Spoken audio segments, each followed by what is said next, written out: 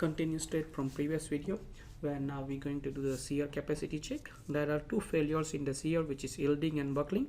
Based on these two conditions, we can identify whether it's the yielding or buckling. Now these two conditions are given on page number 68.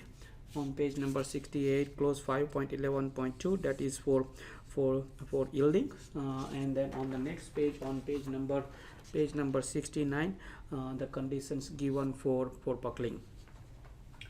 Now left hand side, depth dp over tw. So the depth dp is this one, so we can calculate 520 take away 2 times 13.2 over 9.6. all these values are given here. 530 ub82, all these dimensions are given in the one still tables, and then we get 52. Right hand side, which is 82 on fy 250, we have grade 300, so we substitute this one, that is 7.2. when you compare this one, 52 left hand side, so 52 is less than 75, so left hand side is less than right hand side, so left hand side is 52, which is less than 75. So we check this condition is the yielding, so we need to use the yielding equation to calculate the shear capacity. Vv is equal to Vw 0.6 times Fy/Aw. Now that's given on page number 68. Vu is equal to Vw, that is the nominal section capacity, and on page number 69, we have shear capacity. For yield shear capacity, Vw is 0.6 Fy/Aw.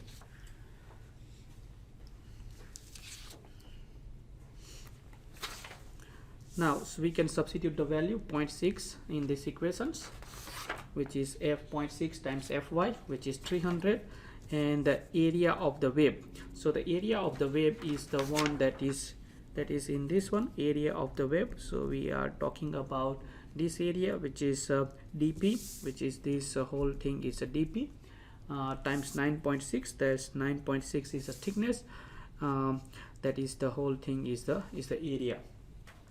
So that's give us 826 kilonewton. So if multiplications gives newton, but we can divide by 1000 to get 867 kilonewtons.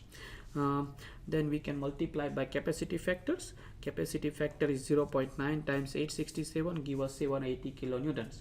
Now we compare this capacity of the steel beams against the shear force diagrams. Now in the shear force diagrams, as we calculated 278 kilonewton, which is maximum shear force. So look at this one, 278. So we have 788 shear capacity, which is far greater than the 278. So which is the shear capacity generally very high. So that is okay.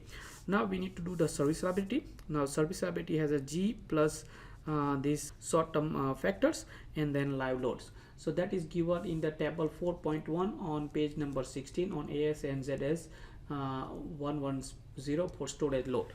On page number 17. On page number 17, table 4.1, short-term factors, lambda s is given for storage, which is 1. So that's page number is 17. So lambda s, that psi s value is 1.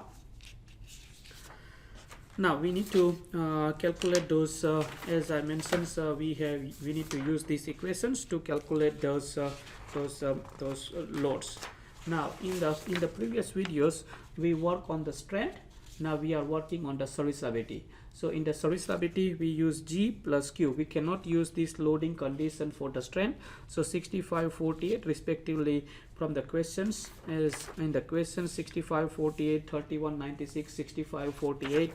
That's 65, and respectively we take here 0.8 and 0. We are not multiplying for serviceability, we are not multiplying these factors, we are just taking these equations, that is there is G plus Q, psi s is 1.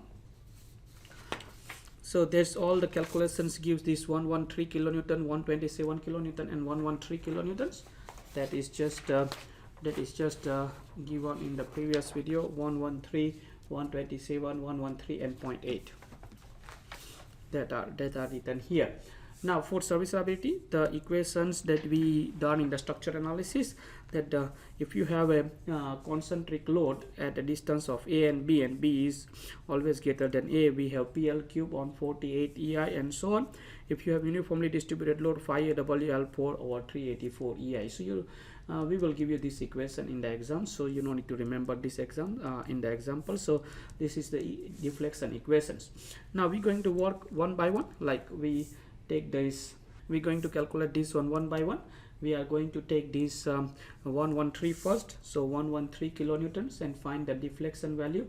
113 is the P, length is 7000, so length is 7000 millimeters over 48, Young modulus is 200, and the I value 477 times 10 to the power 6, so the I value 532, and we have a 477 IX value 477 times so 530 UB82, 477 times 10 to the power 6, that is the 530 UB that's taken from one steel table.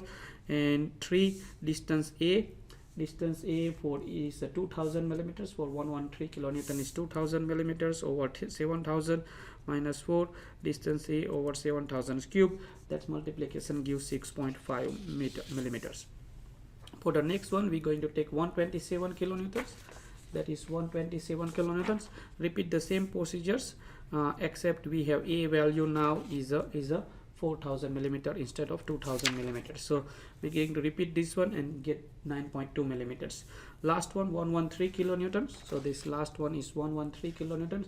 Please note we need to take the B value, which is always greater. So we're going to take the B value, that is A value is smaller value, not say 6000. So smaller value A is 1000.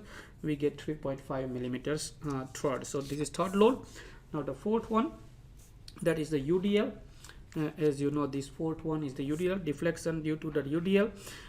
That has an equation 5 WL to the power 4 384 EI. Same procedures, we calculate 0.3 millimeters.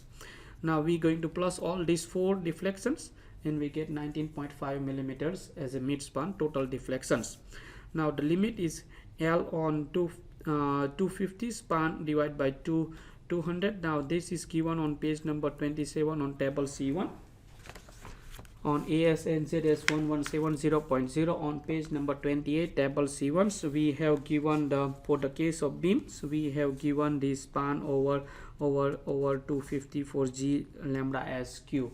So that's span over 250, and it's given in the questions as well. So span is 7000 millimeters, so the span is 7000 over 250, 28. So we're going to check 19.5 millimeters is less than 28 millimeters, so the beam is okay for the serviceability. So this beam we check for bending, we check for serviceability, and we check for shear. So all 3 checks are done, and these beams are okay. It's adequate beam. Thank you very much.